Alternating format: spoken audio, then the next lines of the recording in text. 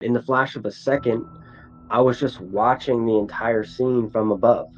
I was immediately thrusted into this life review. Strange distant figure appeared, and as I approached this distant figure, immediately I was passed a basketball, and I began to play this basketball game with this strange figure. Essentially, what he said was, "Okay, playtime's over. Let's get serious. There's a reason that you're here, and there's a reason that I'm here. I'm here because I know how you felt after your life review. I know that you desperately wanted a second chance. Well, I'm here because I'm here to present to you that second chance. But if you take the second chance, you have an obligation and a responsibility to live out your great purpose. Yeah, the afterlife is real, and it's actually, from my perspective at least, it was more real than here."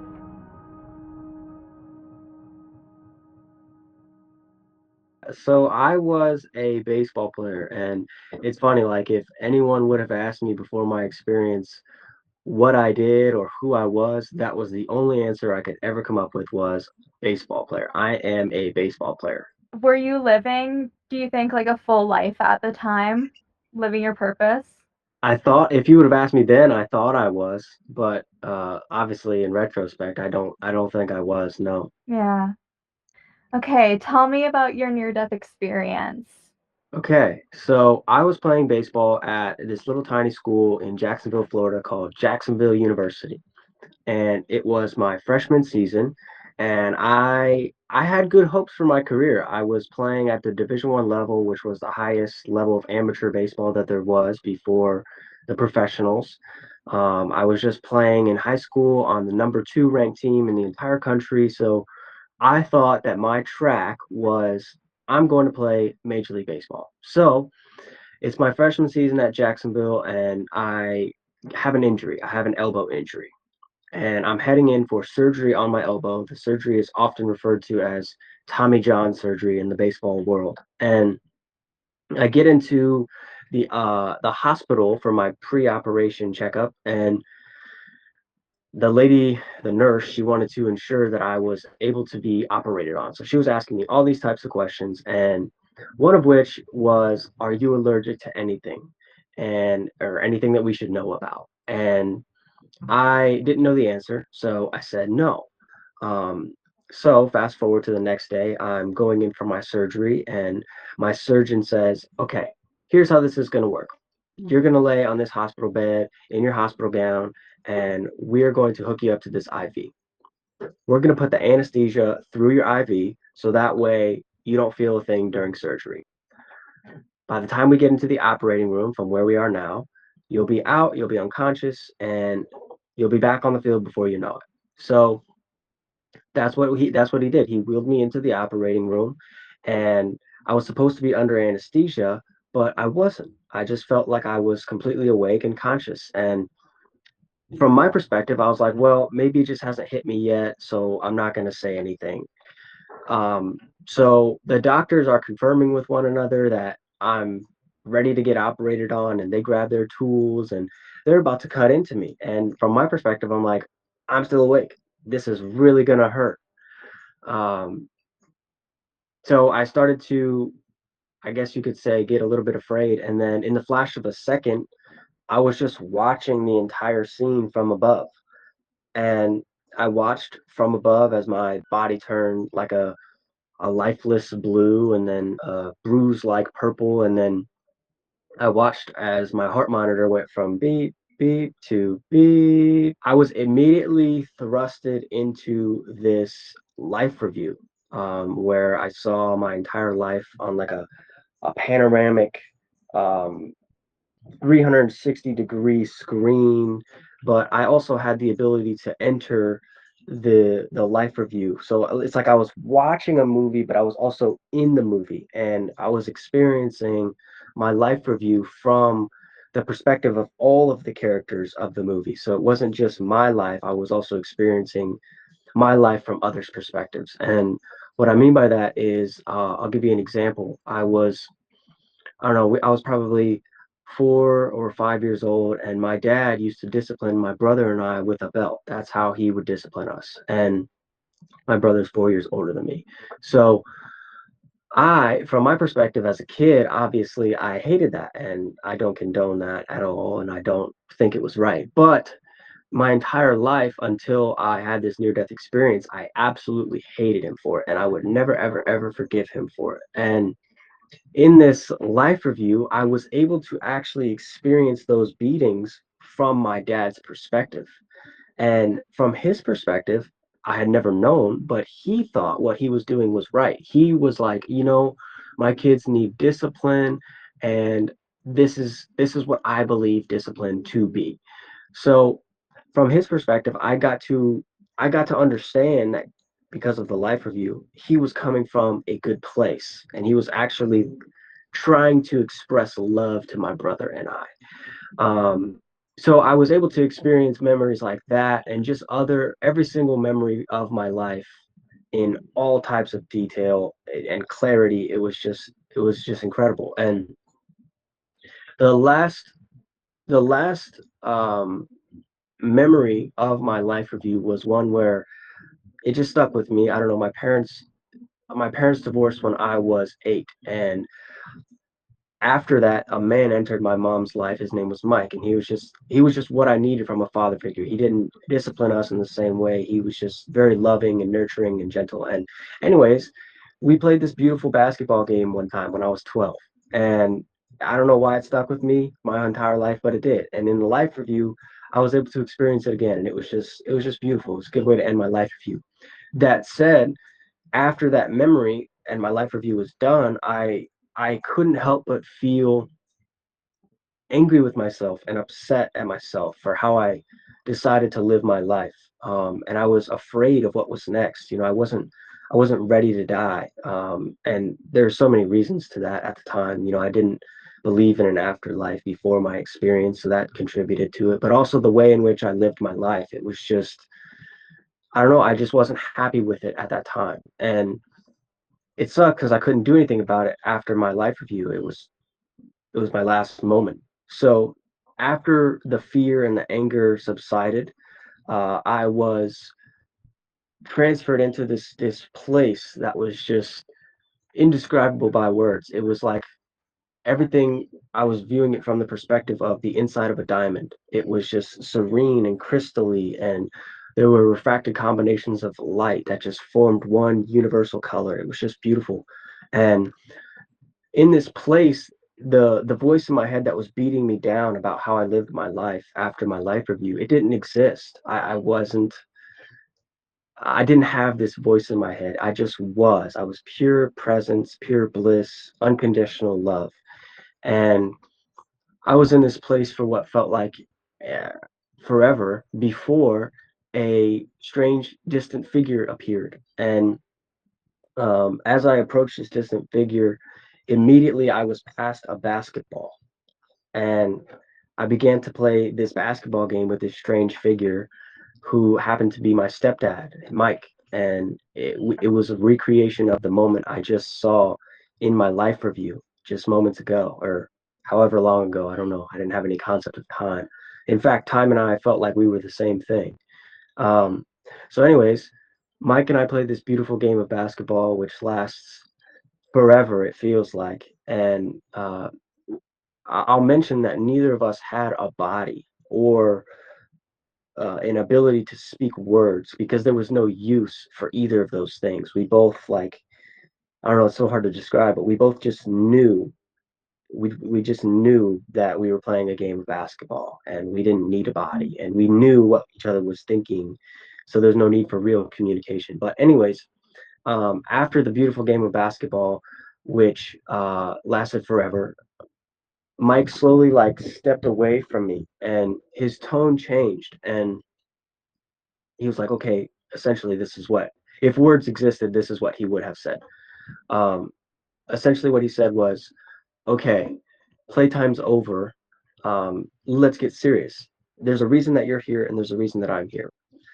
I'm here because I know how you felt after your life review. I know that you desperately wanted a second chance. Well, I'm here because I'm here to present to you that second chance. But if you take the second chance, you have an obligation and a responsibility to live out your great purpose. That's what he called it, was a great purpose. Um, so it didn't feel like I had much of a decision, and I made my decision. And right when I did, he disappeared, and I was face to face with myself on the operating table. It was as if a glass panel was separating me from up here and me from the operating table. And I Mhm. watched as the doctors injected me with the shot that saved my life. And I woke up on the table and I was punching the doctors because I was fighting with myself about the decision I had just made to come back because that place was so perfect.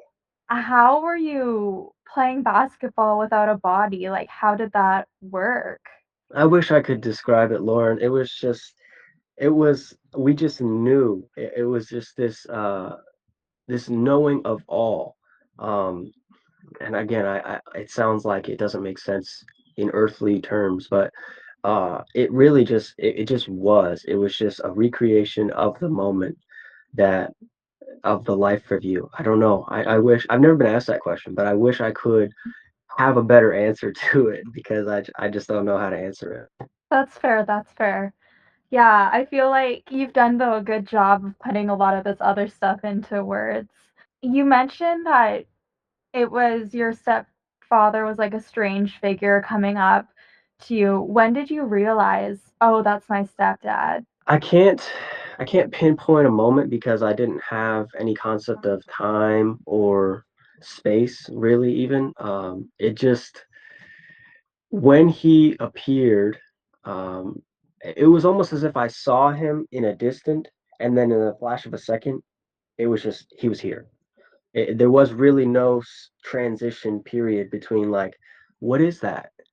Oh, that's my stepdad. It was more so just, and then bam, that's him.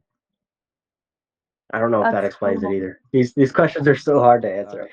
No, but you're doing I appreciate the answers. I mean, I feel like with a lot of the people I've spoken to, it's my understanding is it's no words there, like what you said, it's communication almost through like telepathy.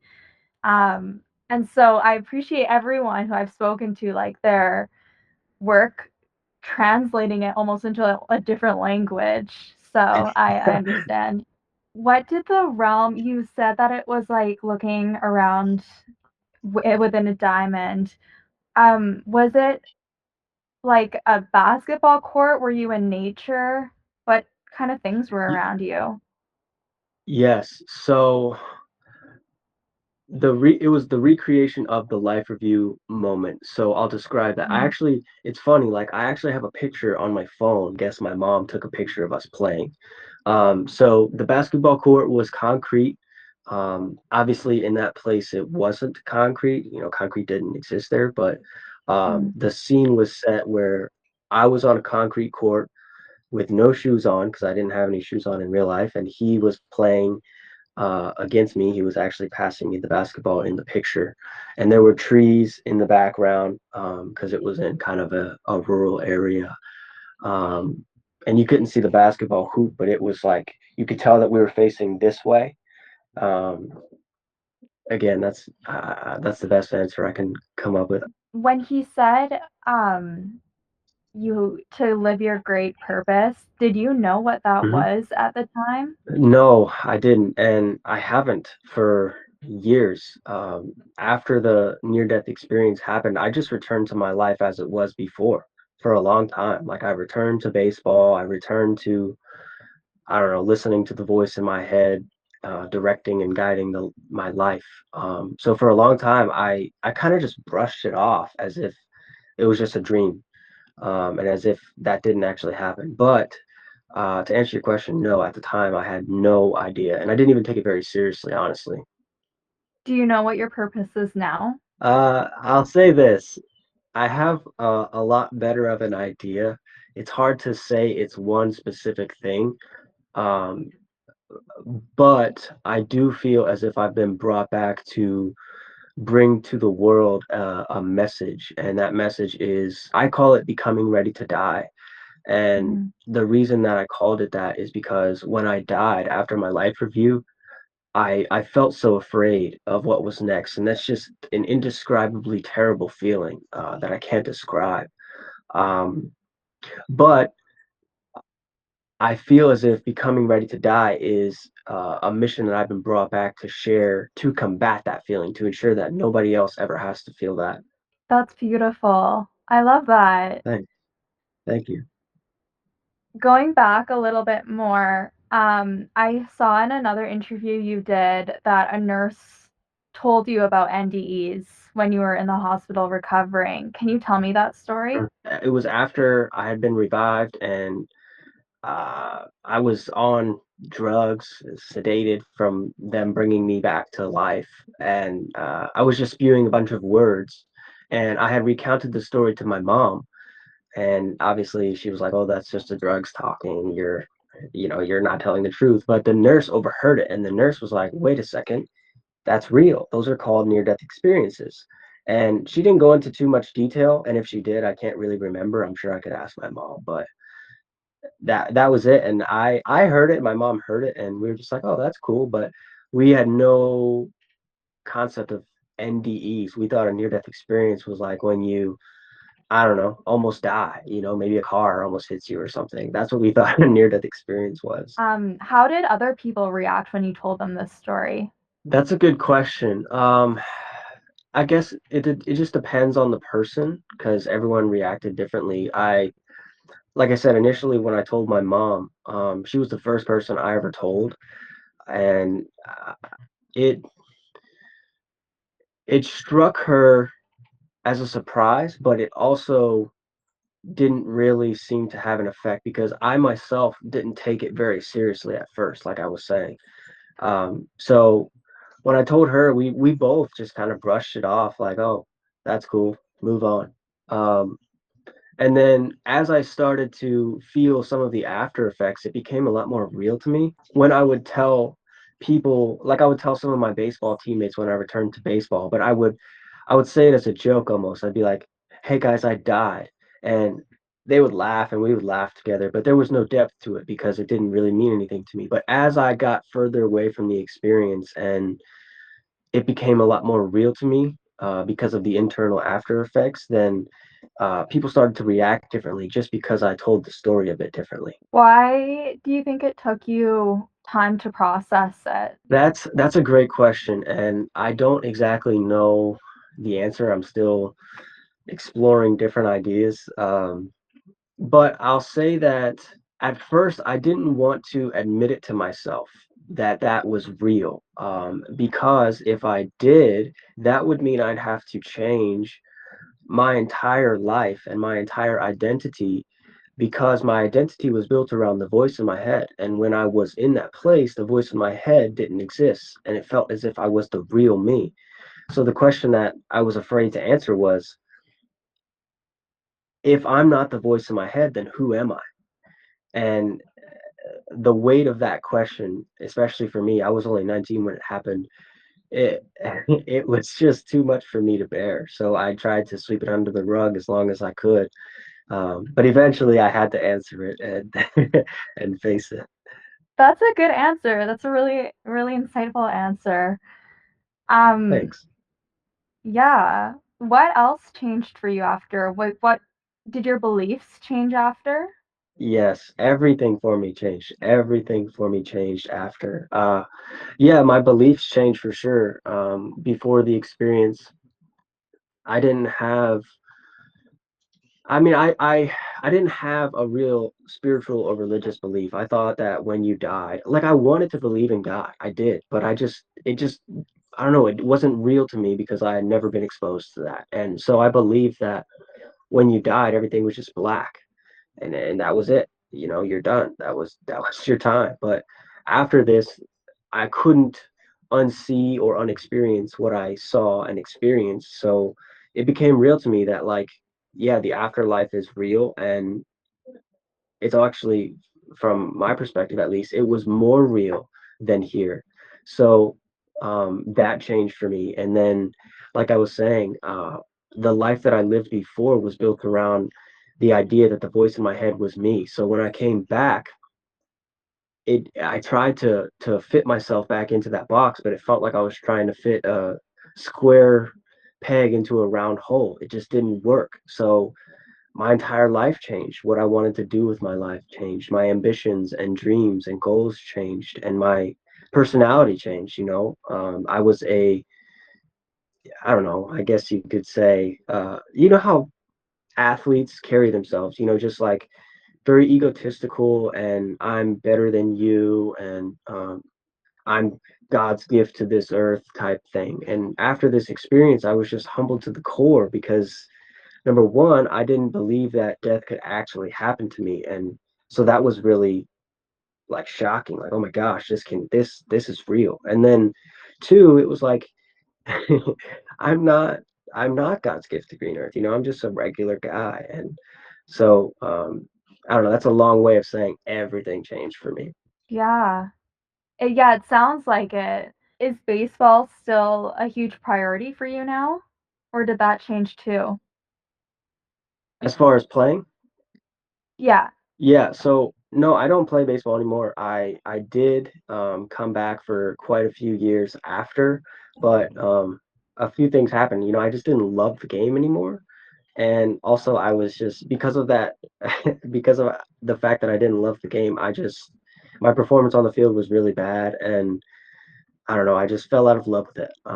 But I will say that I am re-entering the game as a coach because it does mean a lot to me and it gave me a lot and it taught me a lot. So I'd like to get back to it. That's so cool. I love Thanks. that. Thank you. One thing that a lot of people I interview talk about is meditation and a way that they use Mm. that to connect to the other side. Do you meditate? Yes, I do. And that's such a good question. That's so funny you asked that because I've really been exploring that recently. Like when I was saying earlier how I thought that I was the voice in my head. And when I came back after my experience, I thought that same thing. But then a trainer of mine introduced me to meditation. And once I meditated, something in me changed. It was like this this feels similar to the same sense of timelessness and mental clarity that I had during my near death experience. So meditation has Mhm. actually really helped me in kind of making sense of it, like how to get beyond the voice in my head and into the real me. So meditation has been humongous for me. Wow, that's really interesting too. Do you have any tips for someone like getting started with meditation? Um, I don't know. I'm definitely no meditation expert, but uh, I don't know. For me, it's evolved my meditation process. What's helped me along the way is to just observe bodily sensations and thoughts. I mean, that's still what I do today. So I don't know. Okay. Okay, good tip, good tip. My last question I have is what is your advice to people who hear your story? My advice would be a few things. Number one, I'm definitely no person to give advice. So this is just I'll reframe the word advice and say this is just me sharing my perspective.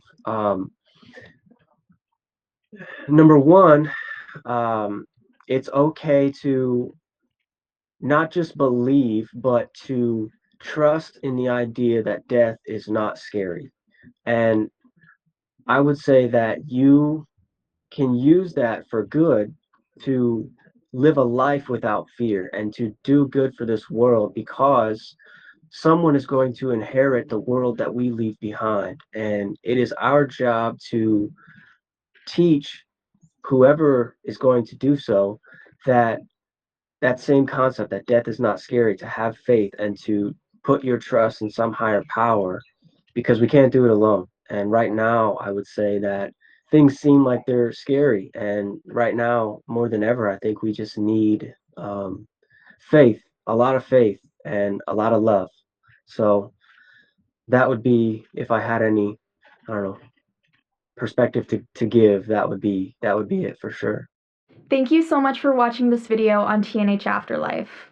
We're so grateful to have such an amazing audience, and your comments always make me so happy and interested. My name is Lauren, and if you like this video, make sure you subscribe to TNH Afterlife. I can't wait to share more near-death experience stories that can change your perspective on life and death.